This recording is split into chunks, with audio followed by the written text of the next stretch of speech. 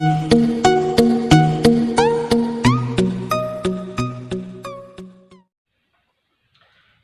students, good morning all of you. Your hearty welcome in my YouTube channel English Classes by Mahesh ताना। मैं आप लोगों के लिए लेके आ रहा हूँ खास तौर पे कंपल्सरी क्लासेज क्लास 12th के लिए। और मैंने लिया है पोइट्री सेक्शन। पोइट्री सेक्शन में लास्ट वीडियो में हमने पोएम ली थी होप, जिसके अंदर हमने जनरल इंफॉर्मेशन और होप के बारे में हमने समझ लिया। आज हम इसके थीम और समरी पढ़ेंगे। देखिए बेटा, पोएम जब तक हमारे कंफर्म नहीं होती, जब तक हम पोएम को समझ नहीं पाते, तब तक कि थीम और समरी हमारे माइंड में नहीं हो। समरी और थीम हमारे माइंड में आ गई, समझ लीजिए पोएम हमें समझ में आ गई। ओके, अब मैं आप लोगों का टाइम ज़्यादा वेस्ट नहीं करूंगा और सीधे टॉपिक की ओर पढ़ता हूँ। द होप, इसके पोइट हैं राजन अग्रवाल। अब हम पढ़ेंगे इसके about theme. The theme of this poem, इसकी थीम क्या है? What is the theme of the poem? ये क्वेश्चन भी बन सकता है आपका कि what is the theme of the poem hope. Hope poem की थीम क्या है, मतलब क्या कहना चाहता है? तो जनरली पोएट ये कहना चाहता है कि अलग अलग लोगों के अकॉर्डिंग होप अलग अलग है, लेकिन कवि के अकॉर्डिंग होप अलग है। तो इसका अर्थ ये होता है कि अलग अलग लोगों ने होप को अलग अलग नाम दिए। क्या है? The theme of the poem hope, क्या लिखा?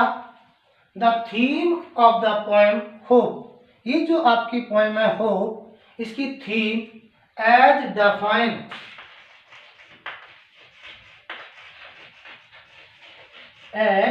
डिफाइन का मतलब परिभाषित की गई है।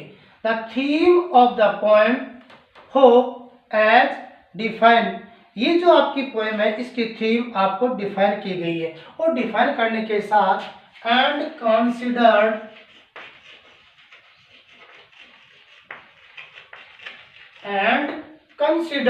और समझाया गया है, बताया गया है। किसके द्वारा?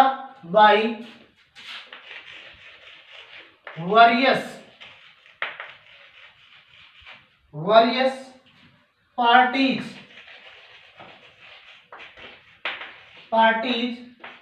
including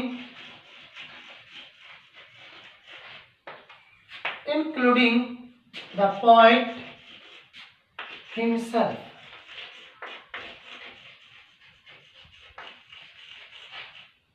अलग अलग लोगों ने होप को अलग अलग तरीके से डिफाइन किया है और इंक्लूड शामिल किया है the poet himself.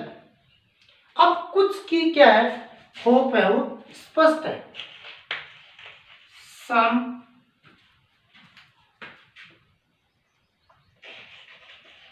Hope are vagues, some hope are vague, कुछ आशय क्या है? वैग है। कुछ की क्या है? अनक्लियर है और कुछ की अनसर्टेन है। अनक्लियर और अनसर्टेन, अनक्लियर और uncertain. Against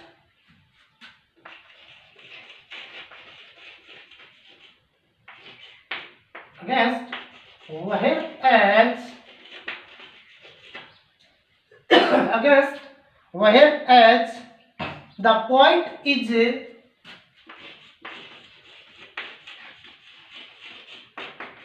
a definite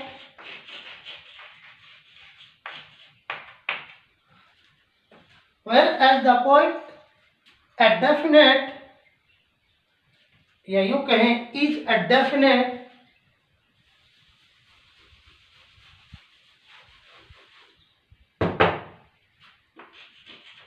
is a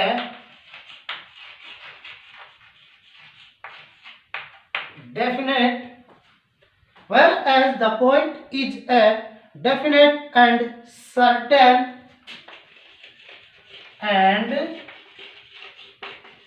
certain and certain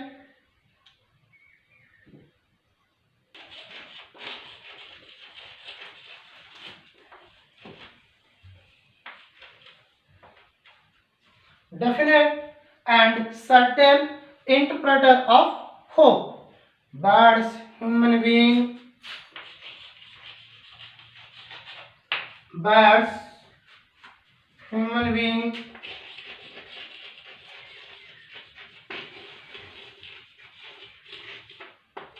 birds, human being, animals,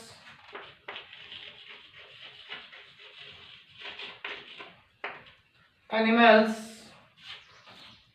are and nature depend upon hope, and nature depend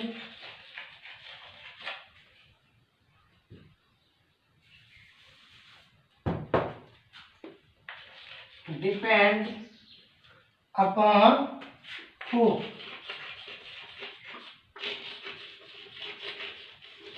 Depend upon hope. Hope sustain life. Hope sustains life. ये इसकी theme है। देखिए, ये हमने देखी इसकी theme. हालांकि question बन सकता है कि what is the theme of the poem. इस पोएम की थीम क्या है, मतलब विषय वस्तु क्या क्या कहना चाहता है। तो इसकी थीम है the theme of this poem. इस पोएम की थीम क्या है? The theme of the poem hope as define परिभाषित की गई है एंड कंसिडर्ड समझाई गई है बाय वेरियस पार्टीज, अलग अलग पार्टी के द्वारा, अलग अलग लोगों के द्वारा। मतलब होप को अलग अलग पार्टी ने अपने अकॉर्डिंग अलग अलग डिफाइन किया और उसको कंसिडर्ड किया, मतलब समझा है। इंक्लूडिंग, जिसमें शामिल है द पोएट हिमसेल्फ, कवि स्वयं। मतलब अलग अलग लोगों ने होप को अलग अलग तरीके से प्रेजेंट किया और कवि ने खुद ने भी अलग तरीके से इसको रिप्रेजेंट किया। कैसे? सम होप आर वैग, कुछ आशा क्या है?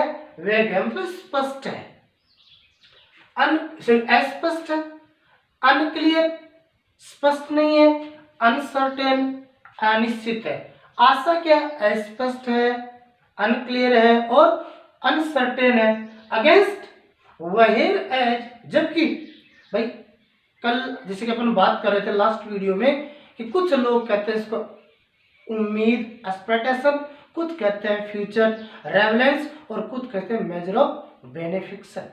But to me hope is the creation of soul, ये हमने फर्स्ट स्टेंजा में पढ़ा था। तो क्या कहता है कि कुछ लोगों की जो होप है वो क्या है? वैग है, अनक्लियर है एंड अनसर्टेन है। Against whereas the poet is a definite, जबकि जो पोइट है उस पोइट की होप, आशा क्या है? डेफिनेट, निश्चित है एंड सर्टेन, सुनिश्चित है।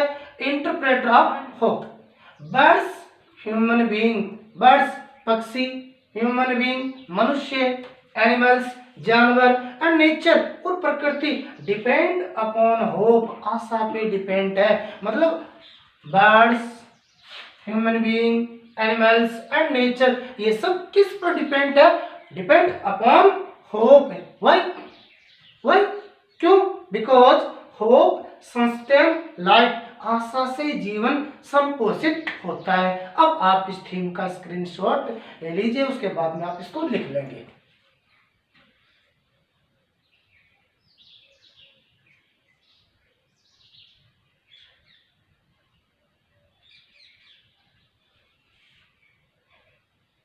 इट्स ओके, लिख लिया? यहां तक आपके ये समझ में आ गया होगा। अच्छे से इसको आप लिख लेंगे ताकि आपके माइंड में रह जाए, क्वेश्चन बने तो आप इसको लिख सकते हैं। ओके, चलिए हम आगे देखते हैं इसको। यस, थीम हो चुकी है। अब थीम के बाद में हम देखेंगे इसकी समरी, और समरी समझ में आ गई, समझे पोएम आपके बिल्कुल क्लियर समझ में आ गई। ठीक है, और जो क्वेश्चन बनने हैं वो करीब करीब क्वेश्चन के आंसर आपको समरी में मिल जाएगी। तो समरी के दो फायदे हो गए, तो आपके पोएम समझ में आ गई और आपके क्वेश्चन आंसर तैयार हो गई। इट्स ओके, चलिए बेटा आगे देखते हैं समरी। क्या लिखा? Summary, the poem hope is compose by the poet Rajan Agarwal. क्या कहा आपने? ये जो आपकी पोएम है होप, ये होप किसके द्वारा कंपोज की गई है? राजन अग्रवाल। और राजन अग्रवाल कौन है? पोएट। कहां से है? झुंझुनू डिस्ट्रिक्ट, और इसकी डेट ऑफ बर्थ क्या है? 1991।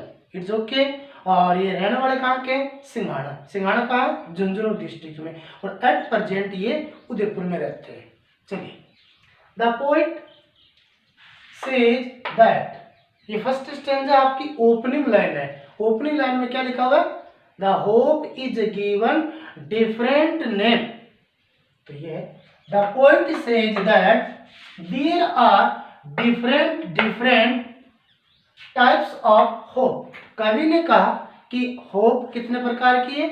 डिफरेंट टाइप की होप है। यहाँ पे क्वेश्चन भी बनता है, आपका क्वेश्चन बनता है how many types of hope, तो होप कितने प्रकार की? तो यहाँ आपके ये आंसर मिल जाएंगे। तो क्या कहा? The poet says that there are different type of hope. आशा अलग अलग टाइप की है। कैसे? नेम्ड डिफरेंटली, जिसके अलग अलग नाम बताए गए। नेम्ड डिफरेंटली, अलग अलग इसके नाम बताए गए। Some people called it, some people called it, कुछ लोग कहते हैं एक्सपेक्टेशन, उम्मीद जिसको कहते हैं। क्या कहते हैं? उम्मीद। In other terms, in other terms, terms का अर्थ होता है शब्दों में। In another words, in other terms. अब टर्म्स का अगर मीन्स पूछे, terms means in another words. In other terms, दूसरे शब्दों में, इट इज फ्यूचर रेलेवेंस, ये भविष्य की प्रासंगिकता है। क्या है? भविष्य की प्रासंगिकता। फ्यूचर रेलेवेंस, भविष्य की प्रासंगिकता मीन्स मतलब। तो कुछ लोग इसको कहते हैं एक्सपेक्टेशन, कुछ लोग इसको कहते हैं future relevance. Many other thing, बहुत से लोग हैं, थिंक सोचते हैं, it is a measure of benefaction, measure of benefaction, लाभ का सौदा। कुछ लोग आशा को क्या कहते हैं? लाभ का सौदा। ये आपका क्वेश्चन बन गया।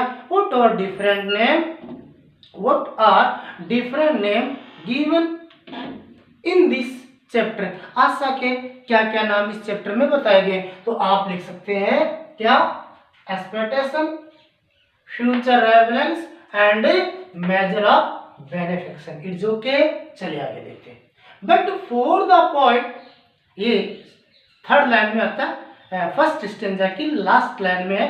But to me hope is creation of soul. यहाँ कवि ये बात कहता है, तो हमने लिखा बट फॉर द पोएट, लेकिन कवि के लिए is just a creation of soul, ये आत्मा की रचना। Creation of soul, creation means रचना, सोल आत्मा, ये आत्मा की रचना है। दैट मैक्स, और ये क्या करती है? That makes us feel good pleasuresome, ये हमें फीलिंग देती है गुड प्लेसरसम, आनंद की, अर्थात हमें आनंद की अनुभूति होती है। वह कब होती है आनंद की अनुभूति? जब ये जो आशा ये हमारी आत्मा की रचना बनती है, और आत्मा की रचना बनने के कारण हमें आनंद की अनुभूति होती है। ये आपका फर्स्ट स्टेंजा क्लियर होता है। कौन सा स्टेंजा? First stanza. यहाँ पे मैंने एक्सप्लेन कर दिया है। अब इसको आप समरी भी कर सकते हैं, इसको आप एक्सप्लेनेशन भी कर सकते हैं। द पोएट सेज दैट, कवि कहता है, क्या कहता है? वी सरमाइज टुडे, सरमाइज अनुमान लगाते हैं टुडे, आज का, हम आज का अनुमान लगाते हैं आवर फ्यूचर, और हमारा भविष्य, बिकॉज ऑफ इन पास्ट, क्योंकि हमने पास्ट में वी हैड सरमाइज, अनुमान लगाया था कौन होप, आशा पर, मतलब आशा है तो आशा, तो आज हमारा प्रेजेंट है और आशा के कारण ही अपना फ्यूचर है, और आशा के सहारे ही हमने हमारा पास्ट बिताया, मतलब प्रेजेंट, पास्ट और फ्यूचर, ये तीनों किस पे डिपेंड करते हैं, ये आशा पर डिपेंड करते हैं, मतलब पास्ट में भी आशा को देखें और प्रेजेंट में भी आशा को देख रहे हैं, और आने वाले टाइम में भी हम आशा के सहारे ही रहेंगे। तो ये आशा ही है जिसके बदौलत हमने पास्ट बिता दिया, जिसके बदौलत हम प्रेजेंट में जी रहे हैं, और उसी के सहारे हम फ्यूचर पे डिपेंड रहेंगे। ये यहाँ पे इसका दिया।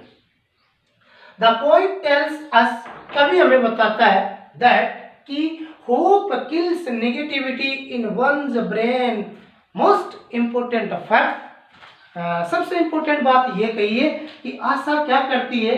द पोएट, कवि राजन अग्रवाल टेल्स अस, हमें बताता है दैट कि होप किल्स नेगेटिविटी, आशा ही हमारे वंस ब्रेन, किसी व्यक्ति के ब्रेन, ब्रेन मीन्स दिमाग से नेगेटिविटी को नष्ट करती है, मतलब आशा के सहारे आदमी की नेगेटिविटी दूर होती है। अगर आशा नहीं होती तो माइंड में नेगेटिविटी होती है, मतलब मैं क्या करूँगा, मेरे से ये नहीं होता है, मैं ये नहीं कर सकता, ये थॉट, नेगेटिव थॉट हमारे माइंड में आ जाते हैं, और फिर एकदम से हमारे मन में एक आशा आती है, उम्मीद आती है कि अगर हम ऐसा कर ले तो हमारे मन में एक आशा आएगी, और उसके सहारे जैसे ही आशा आएगी वो जो हमारे नेगेटिव थॉट है वो एकदम से क्या हो जाएंगे, गायब हो जाएंगे। तो hope kills negativity inside our mind, our soul, and feels with calm and quiet. ये स्टेंजा दिया हुआ है, क्या कहा, the poet tells us that hope kills negativity in one's brain,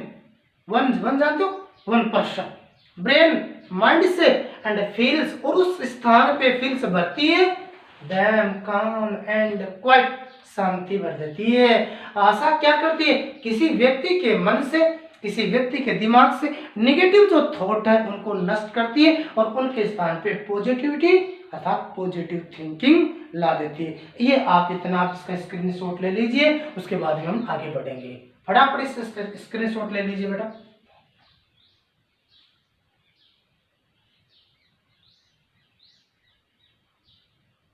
screenshot लेने के बाद में रफ में इसको लिख लेंगे ताकि आपके अच्छे से तैयार हो जाए।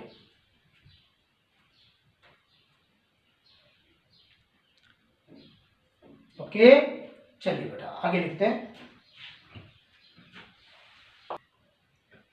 यस, अब आप आगे बढ़ते हैं। आगे लिखा है, for example a bird flies in the sky in search of food for young ones.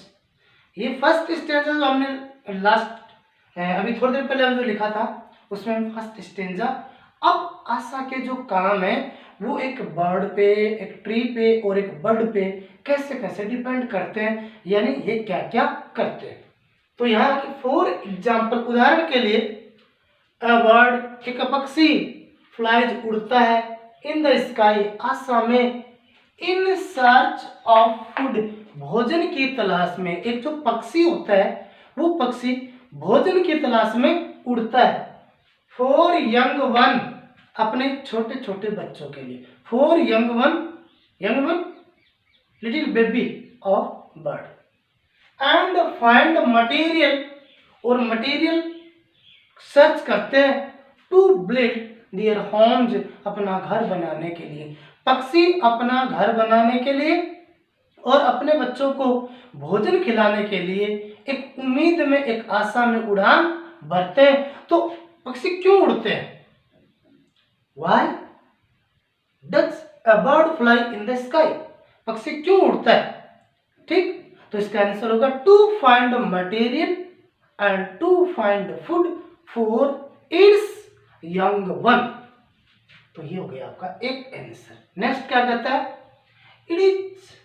It is a hope, एक आशा ही है, इन इट्स माइंड, उनके दिमाग में, ये जो पक्षी होते हैं उन पक्षियों के दिमाग में एक आशा होती है. It is a hope in its mind that it will find something to feed its babies. ये इसका आंसर हो गया. ठीक है, और यहां से क्वेश्चन भी बन सकता है, तो इसको रिपीट कर दूं. For example, a bird fly in the sky in search of food for young one and find material to build their Holmes.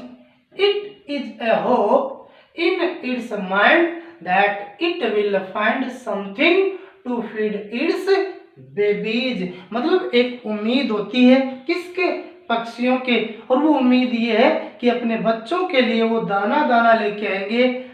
ठीक, और अपना घोंसला बनाने के लिए वो तिनका तिनका लेके आएंगे, इसलिए वो उड़ान भरते हैं. ये लीजिए, ये एग्जाम्पल लिया हमने बर्ड से. किससे लिया? बर्ड से. अब आगे एग्जाम्पल लेते हैं पेड़ का, ट्री का.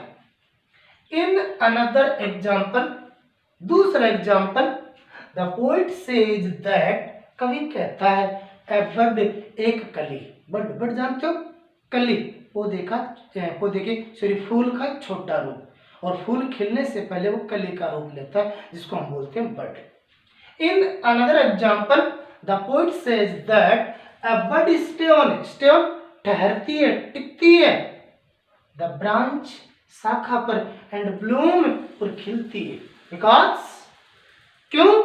It has a hope, एक आशा है, that it will bloom कि ये भी खिलेगी, bloom खिलना, and nobody will pluck it और कोई इसे तोड़ेगा नहीं. जो एक पेड़ के ऊपर, एक पौधे के ऊपर जो एक कली ठहरती है, कली टिकती है, उस कली के मन में ये उम्मीद है कि एक दिन मैं भी ब्लूम, फूल बन के खिलूंगी और कोई मुझे तोड़ेगा नहीं. फ्रॉम द ब्रांच, शाखा पर. तो ये रोल किसका है? बर्ड का. किसका? बर्ड का. अब मान लीजिए यहां से क्वेश्चन बनाए कि कली क्या करती है, what does a bird do, एक कली क्या करती है. तो इसका आंसर क्या होगा? इसका आंसर होगा कि a bird stay on the branch and bloom. Why? क्यों? Because it is a hope that it will bloom and nobody will pluck it from the branch. कि कोई भी उसको शाखा से तोड़ेगा नहीं. और क्यों? क्योंकि वो भी क्या बनेगी? फूल बनेगी. तो ये उम्मीद किसकी है? कली की. तो हमने दो उम्मीद देखी, एक पक्षी की देखी और दूसरी उम्मीद किसकी? एक कली की. अब नेक्स्ट एग्जांपल लेते हैं हम पेड़ से. The poet also gives another example of a hope. Hope का दूसरा एग्जांपल लेता है दैट ए ट्री, और वो लेता है पेड़ से. किससे लेता है? पेड़ से. That a tree losses it's leaves, अपनी पत्तियां गिरा देता है. एक पेड़ जो होता है वो पेड़ क्या करता है कि अपनी पत्तियों को गिरा देता है. तो पेड़ पत्ती को गिराएगा तो वो भी उसकी क्या होगी? एक होप होगी. जैसे एक पक्षी के होप है, एक बर्ड के होप है, वैसे एक पेड़ के भी क्या होती है? होप, आशा होती है, उम्मीद होती है. और उम्मीद है, उस उम्मीद के लिए वो क्या करता है? अपनी पत्तियों को गिरा देता है. तो देखिए, the poet also gives another example of a hope. कवि ने आशा का एक दूसरा एग्जाम्पल लिया है that a tree loses its leaves, कि एक पेड़ अपनी पत्तियों को खो देता है. and it thinks, और ये सोचता है. कौन सोचता है? who thinks? a tree thinks so that one day, कि एक दिन new leaves, नई नई पत्तियां will grow, उगेंगी, which are green up on it, और वो भी हरा भरा हो जाएगा. जिसमें हमने चैप्टर में दिया हुआ था ग्रीन ह्यूज. क्या दिया हुआ है? Green huge, GREEN, green HUES. Green huge means greenery, हरियाली, ग्रीन कलर. जस्ट बिकॉज, केवल इसलिए, ऑफ होप, आशा पे. पेड़ अपनी पत्तियों को क्यों झाड़ता है? जस्ट बिकॉज ऑन होप, केवल एक आशा है that one day it will laden with green huge, कि एक दिन वो भी हरे भरे कलर से लग जाएगा. तो ये 3 एग्जाम्पल हो गए और यहाँ से ज़्यादातर क्वेश्चन बनने की पॉसिबिलिटी यहीं से होती है। अब लास्ट में 10 द पोइट सेज, 10 इस प्रकार द पोइट सेज, कवि कहता है hope is a prime excellence, hope क्या है? प्राइम एक्सीलेंस है, एक उत्कृष्ट सर्वश्रेष्ठ एक्सीलेंस प्रमुख उत्कृष्टता है। एंड इट बिगेन्स, और ये शुरू होती है व्हेन वन इज बोर्न, जब किसी का जन्म होता है। मतलब उम्मीद जो है, आशा है, वो उसी दिन से शुरू होती है जब किसी का जन्म होता है। ओके बेटा, ये आपकी समरी है। अब आप इसका स्क्रीनशॉट ले सकते हैं। ओके चलो,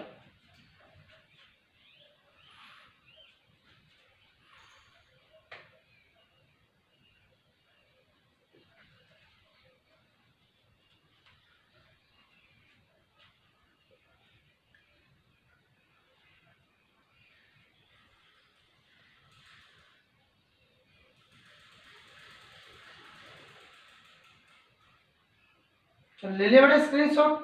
अब देखिए बेटा, ये होप का पार्ट 2, जिसमें मैंने आपको थीम बता दी और इसकी समरी बता दी। अब आपके जो भी डाउट्स होंगे, सारे क्वेश्चन जो होंगे वो यहीं से बनेंगे और आप इसको आराम से इसको लिखें और इसको समझें। और बेटा आप इसको लाइक जरूर करेंगे और लाइक करने के बाद में आप शेयर जरूर करेंगे। आप जो भी स्टूडेंट्स इस वीडियो को देख रहा है वो अपने फ्रेंड सर्किल में इसको शेयर करे, ताकि जिन बच्चों के पास में ये चीज़ अवेलेबल नहीं हुई है वो उन तक पहुंचे। इसलिए आप इसको शेयर जरूर करें और अपने दोस्तों के संग इसको शेयर करते रहिए, बने रहिए, जुड़े रहिए मेरे YouTube channel English classes by Mahesh Tanan. Okay, best of luck.